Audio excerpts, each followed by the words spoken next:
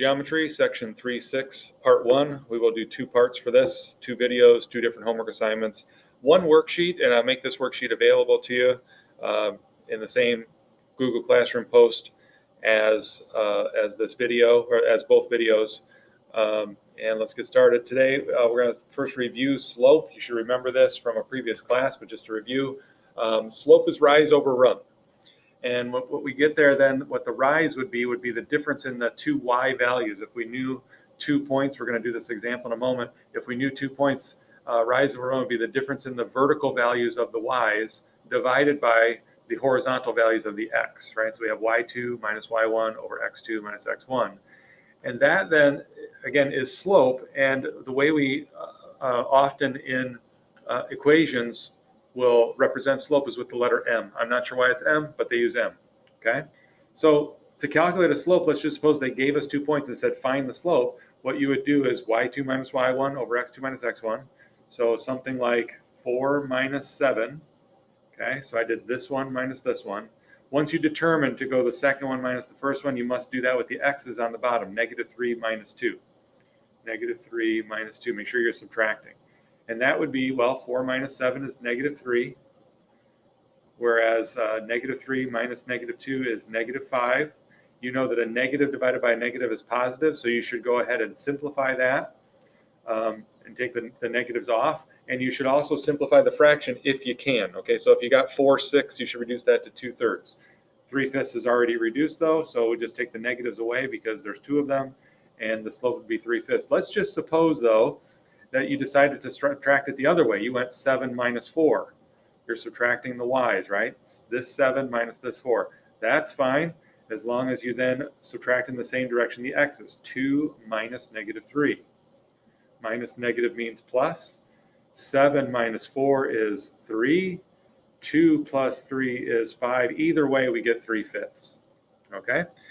One more thing that's probably review for you is that there are 3 forms of lines. The third form that's not listed here will be in the next video, but we're going to focus on these first 2, which are slope-intercept form, that's y equals mx plus b, and point slope form, which is y minus y1 is equal to m times the parenthesis quantity x minus x1. The m, again, is the slope. Okay, this m and this m is the m that we're calculating when we calculate a slope. So m is the slope in either one. In slope-intercept form, b is the y-intercept. Now, maybe you knew that already, but you wonder why is it the y-intercept? Did some math nerd just decide, hey, this is the y-intercept? No, listen, the y-intercept is where it crosses the y-axis. And where something crosses the y-axis is where its x value is 0. So the reason that that's the y-intercept is because if I plugged a 0 in here for x, 0 times m, whatever the slope is, 0 times it's going to be 0, and all you're left with then is 0 plus this number, which is just this number. So that's why it is the y-intercept, okay? Now in point slope form, x1 comma y1 is a point on the line, any point. If we happen to know a point, we can plug it in for x1, y1. Notice that both of them then have an x and a y, x and a y. Not x1, y1, that's a point. Those are numbers. We'll plug values in for that. But x and y are variables. When we ask you for an equation, there ought to always be an x and a y, an input and an output, if you will. Okay? So, looking at an example, it says use the slope and y-intercept to graph the line y equals -2x plus 9. This is in slope-intercept form. So the slope would be the number -2. The y-intercept would be the number 9. And we can graph that. I'm just going to use their graph here, so I'm not clicking back and forth. So they've got a little bit of graph here. And let's pretend like that green line's not there. The y-intercept being -9, you should plot the point that's there at 9. Did I just say negative? I mean 9. The y-intercept at 9. You should plot that point. And then commonly I have students who will sometimes go back to the origin to start doing the slope. No. Start at 9 and you go down to right 1. Again, slope is rise over run. And that number is like saying -2 over 1. -2 divided by 1 is -2, right? Well, that means down 2, the rise is down 2, negative, so down, and right 1, because positive is the right direction. for x. So down 2, right 1, and you can plot a point. Down 2, right 1, down 2, right 1. Keep going. I'm not crazy about this graph paper because I wish they'd have made it a little bit longer. You could go down 2, right 1 again.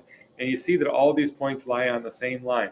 Then what you'll want to do is take a straight edge and draw that line. They obviously have a perfectly straight line. You ought to use a straight edge. So a lot of times when students, if you don't carry a ruler, maybe your student ID or driver's license would work fine, and you draw a straight line. I see a lot of students use their student ID, that's why I bring it up. And you draw a straight line. Make something that's long, that spans the graph. If at all possible, show where it crosses both axes. This is the best way to show that you know what you're doing when you're graphing a line. Okay? Skipping that one for now.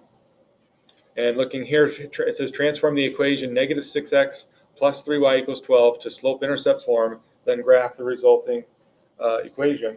And incidentally, this is in the form that we'll talk about tomorrow. This is standard form. We're not worried about that now. What I want to do is make it look like y equals mx plus b. They said convert it to slope-intercept form. So the key characteristic of this form is, of course, that y is by itself. So right here, ask yourself what's happening to the variable, and then undo things in reverse order. Y is being multiplied by 3. It's also being added to negative 6x. So we can undo this by adding 6x to both sides. Undo things in reverse order, I said. And, okay, so you could say 12 plus 6x, but knowing that the x term should come first here, let's go ahead and say 6x plus 12.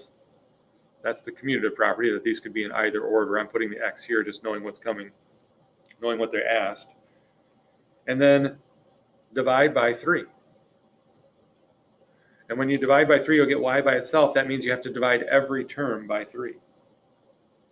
And this would be y equals 6 divided by 3 is 2, so 2x. 12 divided by 3 is 4. You have y equals 2x plus 4. Okay? Now I'm going to clear this off because, again, I'm going to use their graph. Y equals 2x plus 4, though, is that equation. And there they have that. And then the graph, again, I wish that they would have given me another step here so I could model this for you, but it is what it is.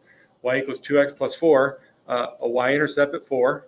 The slope is now positive 2. This is like saying positive 2 over 1. So up 2, right 1, up 2, right 1, like so. You could also go down 2, left 1. Think about that. Down 2, left 1. Negative 2 over negative 1 is also a slope of 2. You could do that several times. Again, they didn't model it very well here. I'd like you to see it have long lines. Use a straight edge too. I can't use it on my computer screen, but you could use a straight edge. Long lines that span the graph, and if at all possible, get them to cross both axes. Okay, and I say that's because sometimes it's not really that possible. You know, if the y-intercept is way off, or so, you know, if it's 500, you know, I don't know.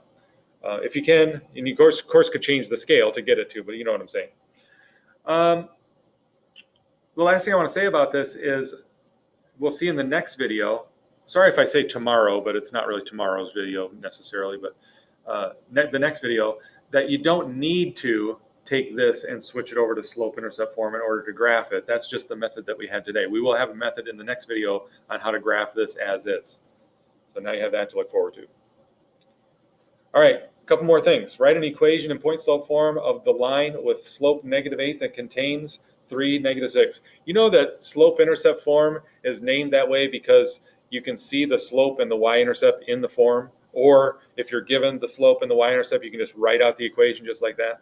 Well, point slope form also has a really important and good name in that if you're given a point and a slope, you can just plug that stuff in. So this problem is more geared towards point slope form.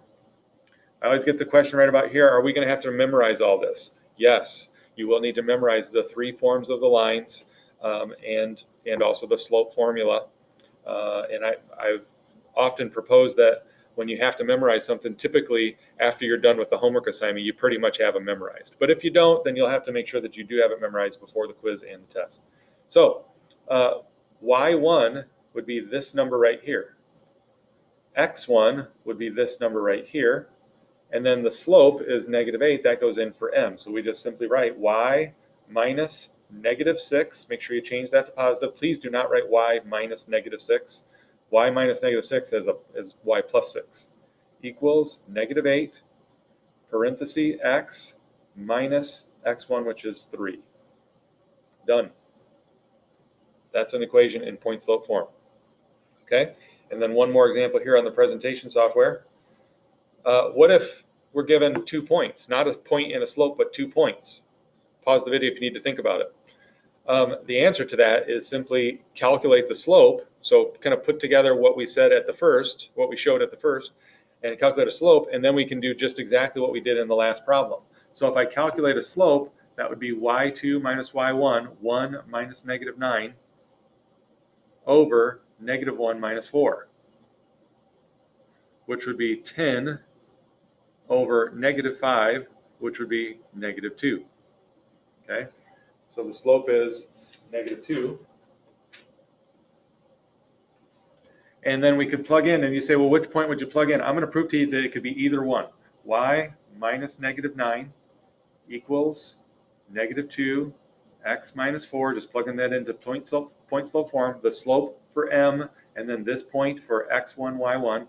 Or you could have said y minus 1 equals -2, x minus -1, right? Plugging this in for x1 and this in for y1 and -2 in for the slope. Now, either one of these would be correct. Let me just be clear. This is a correct answer.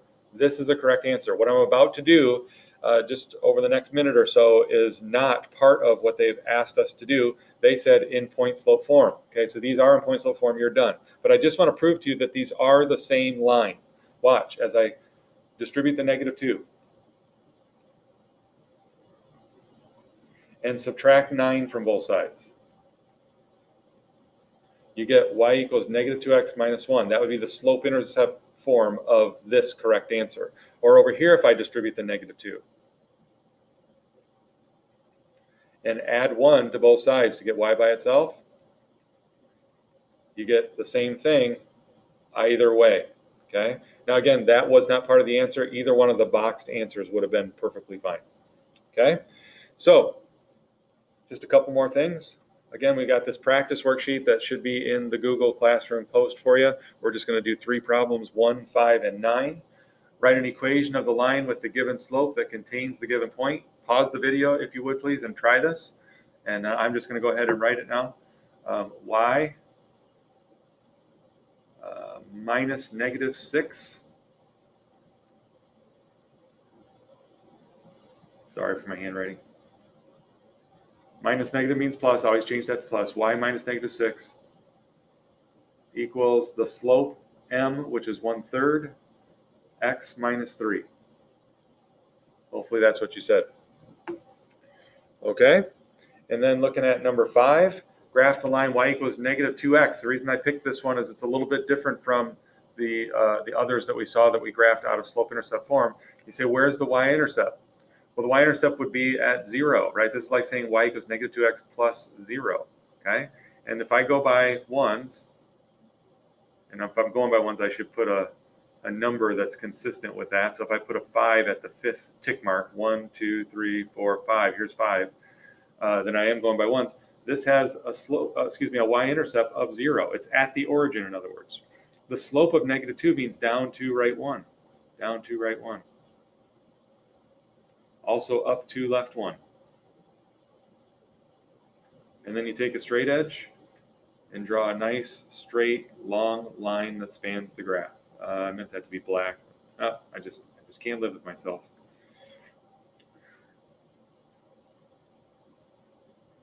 It's part of my problem. All right. And then finally, looking at number 9 on this worksheet, it says write an equation of the line containing the given points. So let's practice this one more time. Calculate a slope, -2 minus 2. I always go the same direction too. I showed it to you the first time both ways. You could do it this way and then this way, or you could do it the other way, the y's and then the x's, the second one minus the first one, second one minus the first one. I always do second one minus the first one. That's what I always do. For myself, I always do it the same way, and then I know I will never confuse myself. So -2 minus 2, and then 2 minus 10, which would be -4 over -8. -4 over -8, which is negative divided by negative is positive. Please reduce the fraction 4/8 to be 1/2.